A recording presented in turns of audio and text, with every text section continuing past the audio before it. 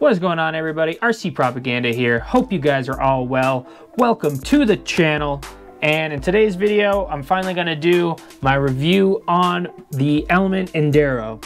I've had this truck for a little bit of time now, and it has occurred to me that I have not done a really full depth review on this truck. Obviously, this is the Enduro. This is the kit version. The Enduro Sendero is the RTR, and there are a few differences. So this is a review on the kit and my experiences with the kit, because I have only driven the RTR one time at Crawford Kier for about 2 minutes, so I can't really tell you much. But I have had a lot of time with this truck, and I can tell you all about it. All right, so here is my truck. This is not necessarily exactly how it comes. I have done just a few upgrades, but the things I'm going to talk about are going to be the things that this truck offers as far as design, and not so much the modifications that you can do to it. So right out the gate, the number one thing to me are the shocks. The suspension on this truck is so smooth. I really fell in love with it. It's been super good, and I really like the shocks. I definitely would say these are #1 RTR shocks that I've felt. So that is really good to see that Element definitely, with their associated roots there, made really good shocks for the truck. Another thing I really like that makes this truck great is the transmission with the overdrive. It's set up kind of like an axial, but it seems to sit a little bit lower, which is nice and doesn't seem quite as bulky. Not 100% sure why that is, but looking at it, it sits pretty low in here, which I really like because I got an interior in my cab and it still clears the transmission, no problems. Another thing that I really like that this truck has as far as features is the ability to mount the servo winch right here in the front. You don't have to do anything other than choose what kind of setup you want for a servo winch. I went with this Power Shift RC one. I got it all wired up to my ESC and everything, and it works great. The hook kind of just fell right now because, oh, there it is. I need a fair lead. I had one, but I had to kind of do a custom job to it to get it to work, and then it wound up falling off on the trail. The axles on the truck have been really beefy. My only complaint is it's been really light in the front. SSD did come out with some mods, so I got their brass knuckles in the front, and that's definitely helped quite a bit. The links that you're seeing on here are new. I am doing a video on those. I am just waiting on something, and I will discuss that in the video about those links. But it did come with nice 5mm thick links, steel. These ones here are stainless. I'm not sure that the Element ones are. They were getting pretty chipped up, and it seemed like they had some sort of plating on them or something, because that was chipping off, and you could see what was underneath. I'm sure they were going to hold up. There was nothing wrong with them. I saw these and I really liked them, so I decided to upgrade to those. But I will have a video out on those links soon, so keep your eye out for that. Outside of modifications, it did have quite a bit of chassis flex. I wish they would have included some more braces. I really like how the VS410 is really braced. I don't think it would be that hard to include an extra brace. So what I did is I took the factory one here. Not sure how well you can see that, but I took this brace. This was the original one in between the shock tower here.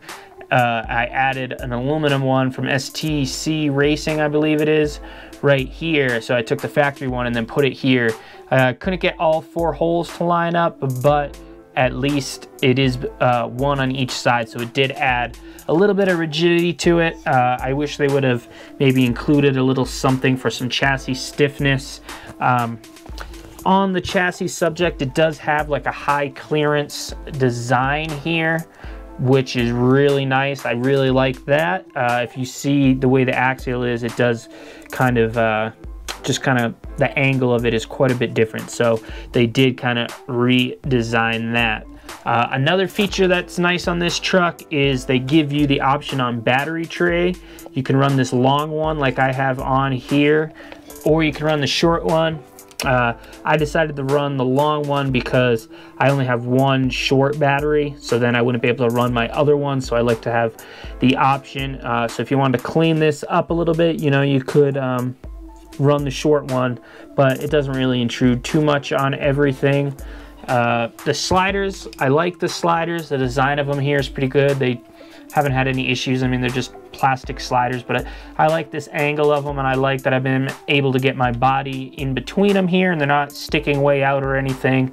And like I said, the angle on them seems to work really well. Other than that, I mean, it's your standard truck. One thing that I am concerned about, which I still haven't upgraded yet, is the drive shafts.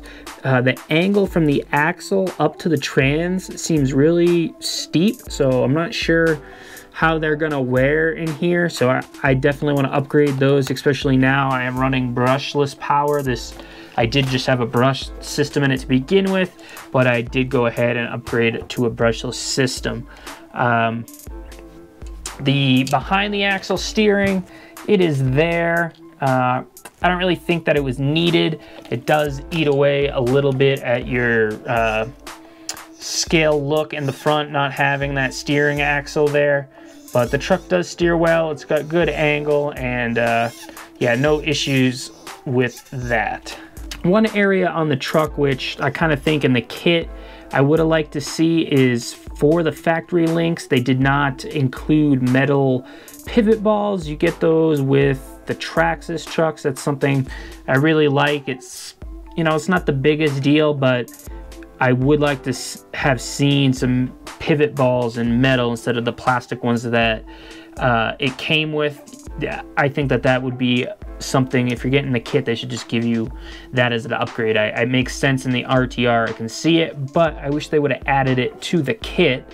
But you know, not a deal breaker, but that was just a little thing that I wish they would have did. That would have really sweetened the kit up just a little bit. But the transmission is solid, all CNC machined gears, even your overdrive gear. That is advantage of getting the kit. You can go, you know, you got full metal gears, and also when you're building, you can go 6 or 12. I'm still rocking 6 in this. I have not gone up to 12. I've just been lazy. I haven't felt like taking the trans apart yet. But yeah, that covers most of the truck. I have been driving it a lot. It's quickly become my favorite truck. I really like it. The design is solid. It was a smashing success to me. I've been driving, and I haven't even really had that much time on the brushless system, so I'm curious to see how everything's going to hold up in the future running that. But so far the truck's been solid, and I got no complaints about it. I really like it, and I'm going to keep tuning it up and see where I can take it. So yeah, that is my Element Enduro. Okay guys, thanks for tuning in to my video. I really appreciate it. If you like this review, please leave me a like down below. If you're new here and you like these RC videos, please consider subscribing to my channel. But you know the deal. I'll catch you guys in the next one. I'm out.